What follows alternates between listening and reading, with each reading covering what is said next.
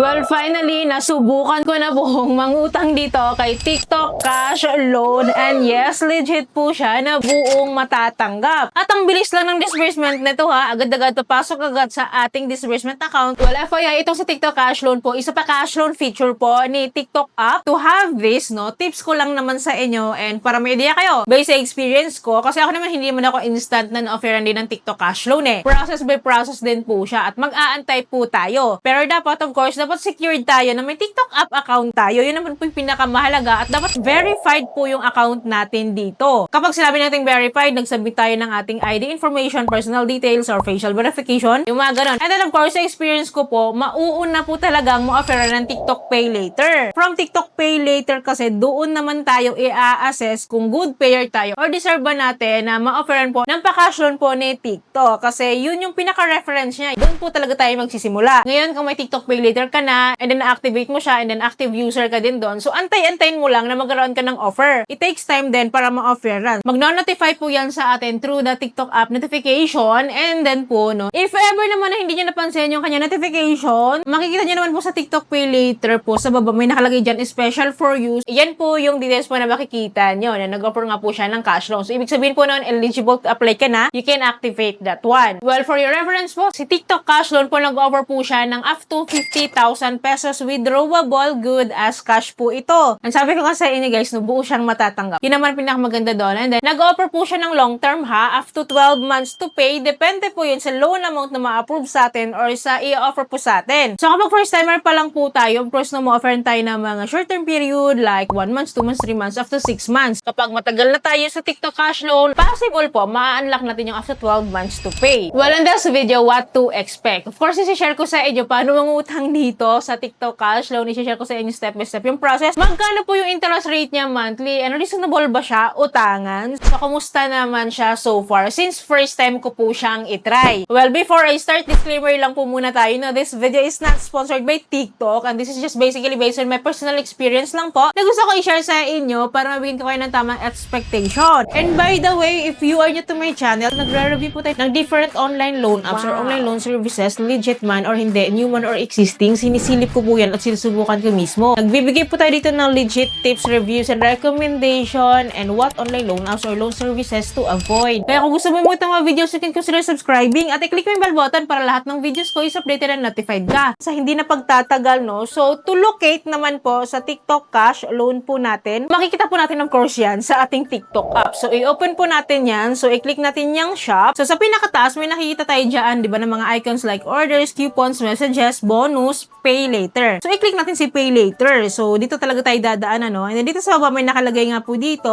na get easy, secure, and flexible loans with cash loan. So, yan po yung click natin. And by the way, hindi ko pala na-share sa inyo, na-offeran po pala nila ako ng first time borrower ako dito. Ang in-offer niya sa akin is 7,500 pesos. Mataas na, di ba? Anyways po, no, wala na tayong ibang gagawin kundi i-click na po natin itong withdraw loan. So, dito po pala, hindi natin kailangan i-loan po yung pinaka-loan offer po natin dito. So, pwede po tayong mag-loan from 1,000 up to 7,500 pesos. So, ibig sabihin, pwede siyang multiple loan po dito, no? Kasi pwede po siyang tingi-tingi. And napansin ko, dito sa select installment plan po, no, medyo bumaba na yung aking repayment plan po dito. The first time po, no, inactivate ko po kasi ito, binigyan niya ko last time ng up to 6 months to pay. So, ngayon, nagbabago-bago pala siya. Since hindi ko siya inutang, guys, FYI po, na-activate ko po yung aking TikTok Cash Loan last December 2025. Diba? It's been almost 6 months na. Well, anyways po, in-offeran niya ako ng dalawang loan terms, 2 months tsaka 3 months. And then, pag inutang ko po itong 7,500, guys, mayroon po siyang monthly interest and service fee po sa akin pinagsama na. Ito po yung tinatawag na effective interest rate ha, kasi pinagsama na sila. So, 8% po, monthly po ito. Kaya 599 po yung aking pinaka-effective interest rate dyan. Ano sa due date naman po, wala naman siya specific na cut-off. So, kung kailan ka nangutang, let us say, May 7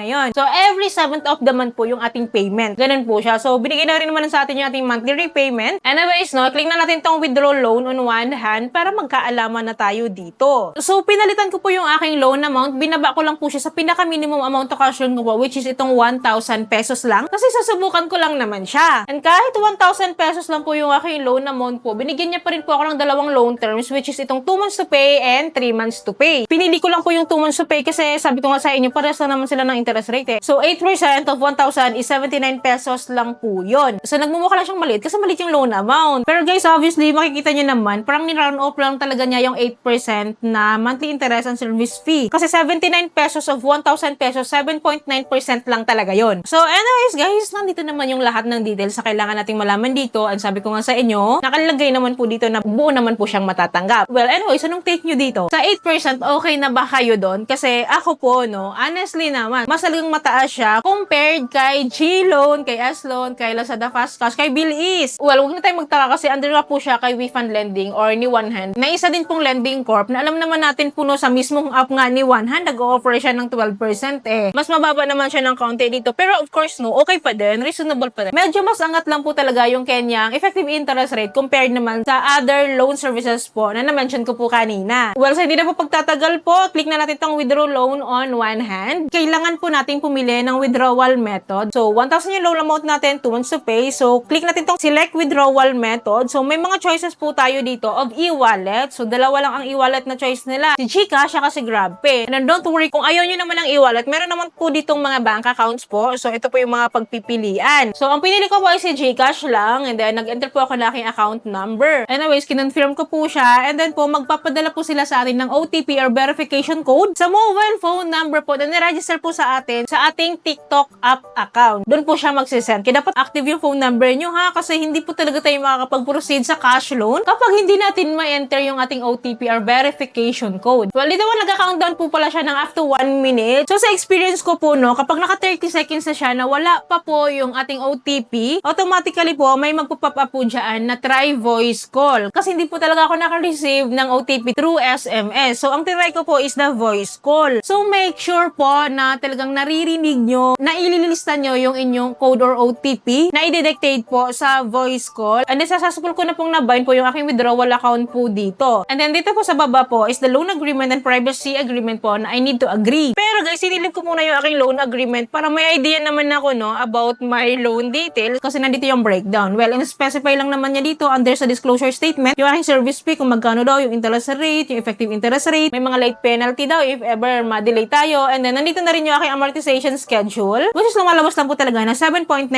monthly lang po talaga siya. Ni-round off lang talaga nila yon to make it 8% monthly, yung pinaka-effective interest rate na yun, pinagsamang interest rate tsaka service fee. Well, in-agree ko po yung aking loan agreement tsaka privacy agreement po para makapag-loan na tayo dito. So, loan under review na po agad-agad tayo. And then, guess what? Agad-agad siyang pumasok sa aking GCash account na pinrovide ko dito. So, walang ka-delay-delay. Fast disbursement, instant loan talaga po. Yung ma-receive agad natin, pumasok po agad siya sa aking GCash account. And then, nung nakita ko kung pumasok po siya, magna-notify din naman sa atin si TikTok, no, na na-disburse na po nila yan. Nandito na rin po yung aking loan details and loan summary ng aking pinagkakautangan. So, may utang na po ulit tayo dito. Ganun na pala guys, kadali mangutang dito. Napakadali. Na-share ko naman sa inyo lahat ng kailangan yung malaman dito. And then, please paki-share naman po sa akin sa comment section guys, sa mga may TikTok cash loan dito. Kumusta po yung offer sa inyo dito? Kumusta yung interest rate? Sana all mababa kasi sa akin. Anyways po, no, okay ba siya sa inyo so far? So, you can comment down below. So, yun lamang po. I hope po may natutunan kayo sa video. I hope po nakatulong tong video sa inyo. Kung nagustuhan niyo po yung video, please don't forget to like, share, and subscribe. At i-click yung bell button para lahat ng videos kayo updated and notified po kayo. Yun lamang po. Thank you po for watching this video. See you in my next video. Bye!